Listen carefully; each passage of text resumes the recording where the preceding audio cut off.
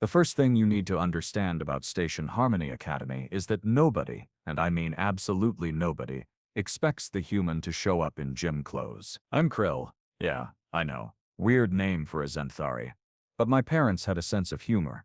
4 arms, 6 eyes, exoskeleton that turns a lovely shade of purple when I'm embarrassed, which happens a lot, especially on the day Marcus Webb walked into our physical education class wearing something he called basketball shorts, and a shirt with the sleeves torn off. Coach Throwback, a massive Gordanian with tusks that could gore a security drone, actually took 3 steps backward. His tail, which he usually kept coiled in a confident spiral, went completely straight. That's fear, people. Pure, unadulterated fear. You must be the new transfer, Throwback said.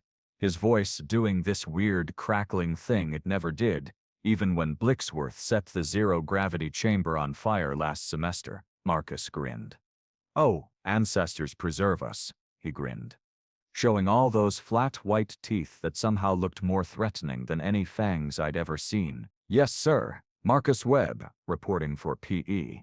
I'm so pumped for this. Pumped. He said pumped, as if his cardiovascular system needed additional pressurization. I made a mental note to research whether humans could actually explode. There were 15 of us in that class. 15 species from across the known galaxy, and every single one of us shifted nervously as Marcus dropped his bag, which hit the floor with a thud that suggested he'd packed rocks. Turns out he kind of had. Weight training equipment, because apparently, humans voluntarily add mass to their bodies to make movement harder as a form of recreation. Right then, Throwback said, regaining some composure. Today we're doing standard physical assessments. Nothing too intense. Just, basic measurements of your capabilities. My friend Pip, a small, furry Quellen who barely came up to my second elbow joint, leaned over and whispered, "Why does the coach look like he's about to molt?" "Because he's read the reports," I whispered back. "The humans are from a Class 12 Deathworld." Class 12? Pip's ears flattened against her skull. The maximum classification is supposed to be 10. Yeah. They had to expand the scale. First up was the flexibility assessment. Simple, really. We each took turns bending, stretching, showing our range of motion. Zenthari, like me, are pretty flexible. 4 arms means lots of joints, lots of range. I scored well, thank you very much. Then Marcus went. He sat down, extended his legs in a V shape, and then folded his entire torso flat against the ground between them. Just folded. Like he didn't have a spine, like he was made of some kind of elastic polymer. How? Blixworth, a rocky Krantarian, whose body was literally made of silicon-based crystal, couldn't finish the sentence. How are you not breaking? Marcus popped back up completely unbothered. Oh, I did yoga for a few years. I'm actually not that flexible anymore. Lost a lot of my splits when I started focusing more on strength training. Not that flexible. Not that flexible. Coach Throwback made a sound like a dying engine and moved us quickly to the next station. Endurance running. Simple track, 15 laps, approximately 3 kilometers. Most of us could manage it, though we'd need breaks. The atmosphere processors kept the oxygen at comfortable levels for most species, around 16%. Marcus asked if he could adjust his mask. Your mask? Throwback asked. Yeah, the oxygen feels a bit thin. I'll adapt, though. No worries, thin. The oxygen felt thin to him. I looked at Pip. Pip looked at me. We both looked at the readout. 16%. He lived in thicker air. Voluntarily. All right, everyone, to the starting line. The gun went off. Well, it wasn't actually a gun, it was a harmonic pulse, but you get the idea. We started running. Marcus didn't run, he loped, like a predator who knew, absolutely knew, that his prey would eventually tire. His breathing was steady, rhythmic. The rest of us sounded like malfunctioning ventilation systems by lap 3. By lap 7, only 5 of us were still going. By lap 10, it was just me, Blixworth, and Marcus. By lap 13, Blixworth's crystalline structure was showing stress fractures, and I was pretty sure my posterior lung was about to collapse. Marcus looked like he was enjoying a pleasant stroll through a park, He wasn't even sweating heavily. "You guys good?" he called over, his breathing barely elevated. "Want me to slow down?" I wanted to throw something at him, but I didn't have the oxygen to spare for the arm movement. He finished all 15 laps. Then, while we were collapsed in various states of respiratory distress, he did 5 more. "Cool down laps," he explained cheerfully. "Gotta flush the lactic acid, you know?" I didn't know. I didn't want to know. I wanted to go back to my habitat pod and rekindle my life choices. But oh no, we weren't done. Not even close. Strength assessment was next. Simple weightlifting. The equipment automatically adjusts to each species' body structure and capability level. Safety protocols ensure nobody lifts more than 40% of their body weight. Marcus looked at the equipment with confusion. This is the max setting?" Throwback checked the display. "Yes." "Why?" "It's just, back home, I bench press about 225 pounds. This is showing about." There was a moment of silence. A long moment. The kind of moment where you reconsider everything you thought you knew about physics. "You lift," Pip said slowly, "nearly 4 times your body weight." "Well, yeah, I mean, I'm not like a professional athlete or anything. Pretty average for someone who hits the gym regularly." "Average." He said average. Throwback made an executive decision. "You know what? Let's skip this station for you, Marcus. I don't think our equipment is rated for your specifications." "Oh, no problem." Marcus was so aggressively cheerful about everything. "Want me to spot anyone? Make sure their form is good?" The thought of this Deathworlder standing over us, watching us lift weights that he probably used as dinner plates, was somehow more terrifying than the lifting itself. We all suddenly became very interested in our hydration levels. Much water drinking. Very important. Can't lift without proper hydration. The final assessment was reaction time. A simple test. Sensors fire light pulses at random intervals and locations. You touch them as quickly as possible. Good scores are anything under 0.8 seconds. I got 0.6 seconds. Personal best. I was feeling pretty good about myself. Pipe managed 0.7 seconds, which was excellent for her species. Lixworth got 0.9 seconds, but given that his body is literally rock, we were all impressed. Marcus went last. He stood in the center of the sensor field, looking relaxed. Too relaxed. Like a coiled spring pretending to be a garden hose. The test started. His hands, I swear on every star in the galaxy, his hands became a blur. Not metaphorically. Actually blurred from the speed. The sensors couldn't fire fast enough. He was touching them before some of them even fully lit up, as if he was predicting their pattern. Final score. 0. The machine actually paused and ran a diagnostic check on itself, because it thought it was malfunctioning. "That was fun," Marcus said, shaking out his arms. "Kind of reminds me of those reflex games at the arcade. Do you guys have arcades here? Because that would be awesome." Coach Throwback was holding his datapad with shaking hands. All 4 of them. He had 4 hands, and all of them were shaking. "Class dismissed," he said weakly. "Early dismissal. For equipment recalibration." As we filed out of the gymnasium, Marcus jogged. Actually jogged to catch up with us. "Hey, that was great. You guys want to grab some food? I'm starving. Heard the cafeteria has something called plasma pods? They sound metal." Peep made a sound like a squeaky toy being stepped on. "We usually just get the standard nutrient paste," I said carefully. "It's formulated to meet all dietary requirements safely." Marcus's face did something complicated. "Nutrient paste? For every meal? It's very efficient. But is it, like, good? I'd never considered whether food should be good. Food was fuel, sustenance. A biological necessity, not a recreational activity." "I'm going to die here," Marcus said. But he was smiling. Still smiling. Always smiling. With those weird flat teeth. "I'm going to die of boring food. Not some alien disease. Not a hull breach. Not a space battle. Boredom." He was joking. I think he was joking. With humans, it was genuinely hard to tell. We entered the cafeteria, and Marcus went straight to the nutrient dispenser. He took one of the standard paste tubes, squeezed a small amount into his mouth, and his face went through approximately 7 different expressions in 3 seconds. "Okay," he said finally. "Okay, no. This isn't happening. I'm talking to who is in charge of food services. This is a crime against taste buds." "Taste is subjective," Blixworth pointed out, "and largely irrelevant to nutritional value." Marcus looked at him like he'd just said something deeply offensive. "Dude, bro, my guy, taste is everything. Food is one of the great joys of existence. You're telling me nobody here cooks?" "Cooks?" I repeated. "Prepares food, combines ingredients, applies heat or cold or fermentation or whatever to create something delicious." We all stared at him. "Oh my God," Marcus said softly. "Oh my God, you guys don't know about cooking." He got this look in his eyes. The same look, I would later learn, that humans get when they decide to fix something. That special combination of determination, excitement, and complete disregard for whether they should do something.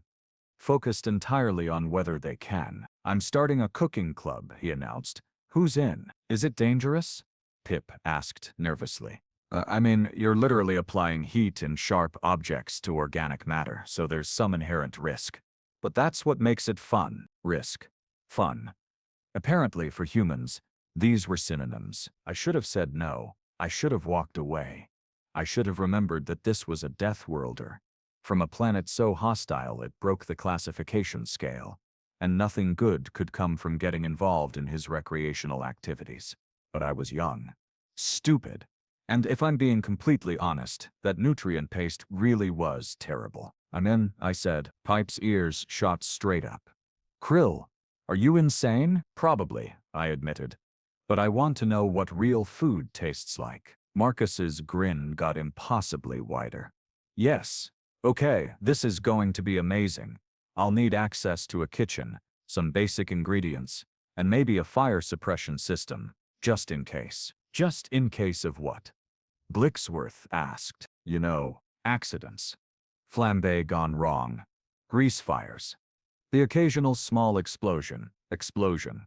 He said explosion like it was a normal part of food preparation. What had I gotten myself into? 3 days after the gym class incident, Marcus somehow convinced station administration to let him use Kitchen Lab 7, which was technically designated for xenobiology experiments but hadn't been used in years.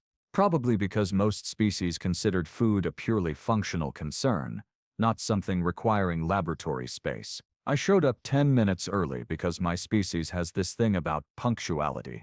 Also, I was terrified and wanted to scout the area for potential escape routes. Marcus was already there, wearing what he called an apron, and surrounded by containers of ingredients he'd apparently sourced from the station's hydroponics bay, the chemistry supply room, and, disturbingly, the medical dispensary. "Krill, my man, check it out."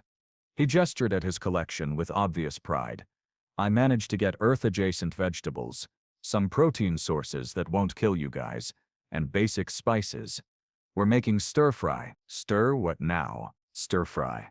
You heat oil really hot, throw in chopped vegetables and protein, keep everything moving so it cooks fast, but doesn't burn. It's like 30% cooking skill, 70% confidence." Those percentages didn't add up to anything reassuring. Pup arrived next, followed by Blixworth, and then, surprisingly, 5 other students I vaguely recognized from various classes. Word had spread, apparently. Nothing travels faster through a space station than news of a human doing something potentially catastrophic. "All right, everyone," Marcus clapped his hands together, and we all flinched at the sharp sound. First rule of Cooking Club: we don't talk about Cooking Club to Coach Throwback, because I'm pretty sure he's already filing incident reports in advance. A few nervous laughs. Mostly nervous. Very little laugh. Second rule: cooking is supposed to be fun. Yeah, there's heat, and sharp knives, and occasionally things catch fire, but that's part of the experience. You ever hear the phrase, dancing with danger? No. We all said in unison. Well, it's a thing. Makes you feel alive. Now, who wants to learn how to use a knife? He held up what he called a chef's knife, which looked less like a cooking implement, and more like something you'd see in a historical weapons database. The blade caught the light in a way that seemed almost predatory. "Isn't that dangerous?" asked Ven, a cautious Threxian with optical sensors instead of eyes. "Only if you're careless. Here, watch." Marcus picked up something called a carrot and proceeded to reduce it to perfectly uniform pieces in about 4 seconds. His hands moved with the same blurred speed we'd seen during the reaction test. "See, all about technique and keeping your fingers curled like this." He demonstrated the claw grip, which, ironically, none of us with actual claws found intuitive. "I'll die," Pip whispered to me. "I'll slice off my paw." "We'll die together," I whispered back. "At least it'll be more interesting than nutrient paste." Marcus divided us into teams. I got paired with Pip and a quiet Zenthari named Vox, who communicated through color-changing bioluminescent patches on his skin. "Okay, Team 1, you're on vegetable prep. Krill, you've got 4 hands, so you're going to be amazing at this. Pip, your species has excellent fine motor control. Vox, buddy, you just flash green when you're doing good, red if you need help. Cool?" Vox flashed a cautious yellow. "Yellow means maybe?" "I'll take it." Marcus distributed vegetables, cutting boards, and knives. Real, actual, genuinely sharp knives. My species hadn't used bladed implements since we invented plasma cutters 3,000 years ago. This felt like deliberately regressing to a more dangerous time. But then Marcus started teaching us, and something weird happened. He was patient, encouraging. When Pip nearly took off her own whiskers, he calmly adjusted her grip and showed her again, slower this time. When I accidentally sent a piece of something called bell pepper flying across the room, he just laughed and said, "Hey, at least you've got backup hands to catch it." The other teams were handling different tasks. Team 2 was mixing marinades, which Marcus explained were flavor delivery systems involving acids, oils, and spices. Team 3 was learning about heat control on the cooking surface, which Marcus called a wok. "Now here's where it gets exciting," Marcus said, firing up the heating element under the wok. He added oil, which immediately started making sounds. "See how it's shimmering? That means it's hot enough. This is when we work fast." He tossed in aromatics, garlic and ginger, and the entire lab filled with a smell that, I kid you not, made my feeding apertures start producing excess saliva. "What is that?" Blixworth asked, his rocky exterior actually shifting slightly. "That smell. That, my crystalline friend, is the Maillard reaction. Sugars and amino acids getting friendly at high temperatures. It's science. Delicious, delicious science." He added vegetables and they sizzled and popped. Then, and this is where several of us genuinely gasped, he literally tossed the entire contents of the wok into the air and caught them again. "Woke toss," he announced cheerfully. "Totally unnecessary, completely showing off, but it looks cool and evenly distributes heat." "You're going to burn down the station," Ven said, but even his optical sensors were dilated with what I was pretty sure was fascination. "Not today. Today we're just making delicious food that'll ruin nutrient paste for you forever." Which, honestly, is doing you a favor. He finished cooking, plated the food on actual plates, which apparently was also a human thing, and presented it to us like he was revealing sacred artifacts. "Okay, moment of truth. Everyone grab a fork or whatever utensil works for your physiology and taste." I looked at my plate. The vegetables were vibrant colors. Greens and reds and oranges, glistening with sauce. It smelled incredible. It looked incredible. It also looked nothing like the gray paste I'd eaten my entire life. "What if it's poisonous to my species?" I asked. "Already checked with the medical database. Everything here is compatible with Zenthari biology. Promise." I picked up a piece with one of my hands, brought it to my feeding aperture, and tasted it. Oh no, it was amazing.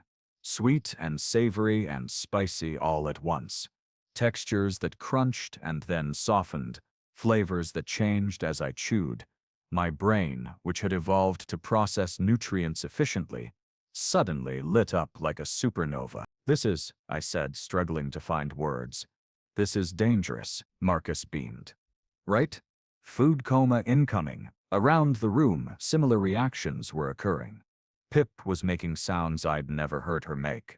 Vox was flashing so many colors he looked like a mobile disco. Even Blixworth, who technically didn't need to eat and absorbed nutrients through mineral contact, had somehow managed to taste something and was vibrating at a frequency that suggested pleasure. How did we not know about this? Pip demanded, looking betrayed. How has the entire galaxy been eating paste when this exists? Different evolutionary priorities, Marcus said, starting to clean up. Most species optimized for efficiency. Humans were weird. We turned eating into entertainment, cooking into art, food into culture. It's inefficient as hell, but man, it makes life worth living. I can never go back, Ven said dramatically. Nutrient paste is ruined for me. Forever. Welcome to the dark side. We have cookies. Well, we would have cookies if I could source flour and sugar, which is going to be its own adventure. That's when the door slid open and Coach Throwback stood there, filling the entire frame with his massive Gordanian bulk. His expression suggested he'd found exactly what he'd feared finding. Webb. Explain. Cooking club, sir. Teaching culinary arts and cross-species cultural appreciation through food. I smell fire. Controlled fire. Very controlled. All safety protocols observed. Throwback's eyes, and he had several, scanned the room. Took in the students, the plates, the evidence of actual enjoyment. His tail did a complicated curl that I'd learned meant he was processing conflicting information. Anyone injured? No, sir. Any property damage? None, sir. Any violations of station safety regulations? Marcus hesitated for just a second. Define violations, Throwback sighed. A sound like air escaping from a pressure lock. I'm going to pretend I didn't see this. But Webb, if you burn down my station teaching people to play with fire and knives, I will personally ensure you spend the rest of your academic career doing inventory in the waste reclamation department. Understood, sir. No station burning. Got it. Throwback turned to leave, then paused. What did you make? Vegetable stir-fry with a basic soy-based sauce. Another pause. Longer this time.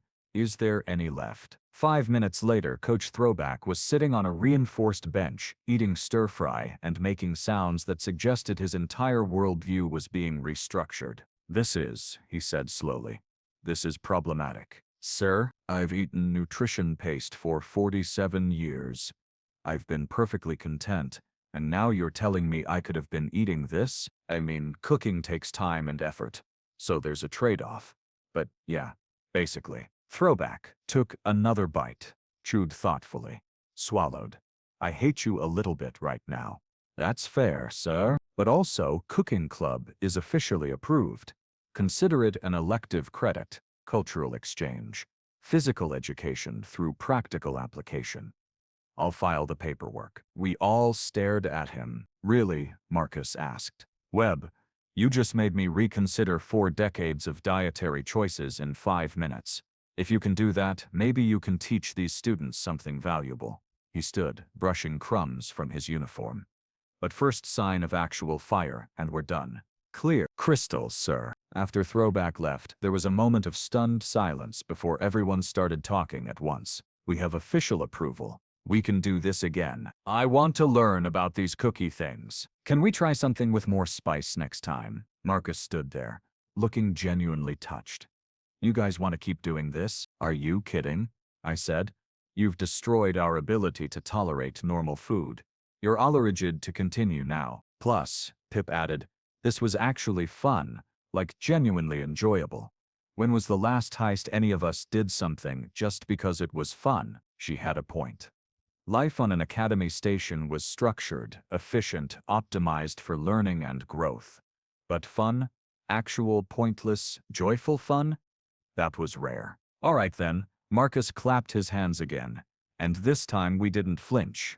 Next week we're doing pasta from scratch. Fair warning, it involves a lot of kneading, which is basically arm wrestling with dough. Will there be more fire?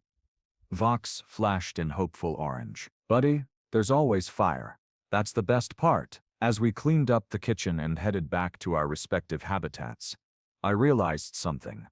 Marcus wasn't trying to terrify us or show off how tough humans were.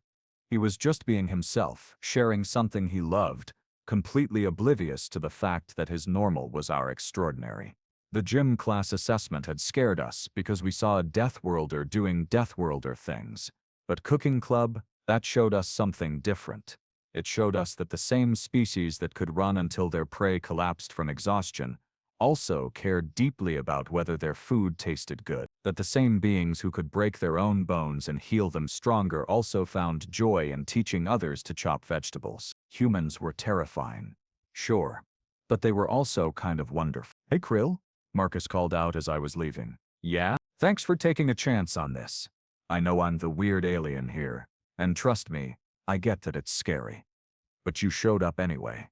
That's pretty brave. I wanted to tell him that he had it backward, that he was the brave one, teaching cooking to species who'd never considered food as anything but fuel. But instead, I just said, same time next week, same time next week. And hey, bring anyone else who's interested. The more the merrier. As I walked back through the station corridors, past the sterile walls and efficient lighting and perfectly regulated atmosphere, I thought about what Marcus had said, about dancing with danger, about making life worth living. Maybe humans had the right idea, after all. My communicator buzzed. Message from Pip. I just tried eating nutrient paste again. Krill, I literally cannot. It tastes like sadness and regret.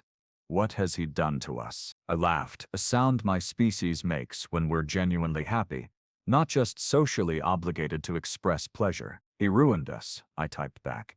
And I think that's the point. Next week we'd learn about pasta. The week after, maybe bread. Marcus had mentioned something called pizza that involved combining multiple cooking techniques and really commits to the cheese. Whatever that meant, I was in. Because sure, humans were from a Class 12 death world. Sure, they were stronger, faster, and more durable than most species in the galaxy. Sure, gym class with a human was genuinely terrifying, but they also knew that life wasn't just about survival. It was about finding joy in the small things, like perfectly cooked vegetables or teaching your alien friends that food could be more than fuel. And honestly, that might be the scariest thing about humans. Not their physical capabilities, but their ability to make you care about things you never knew mattered. Like whether your stir-fry has enough garlic. Spoiler alert, according to Marcus, it never does.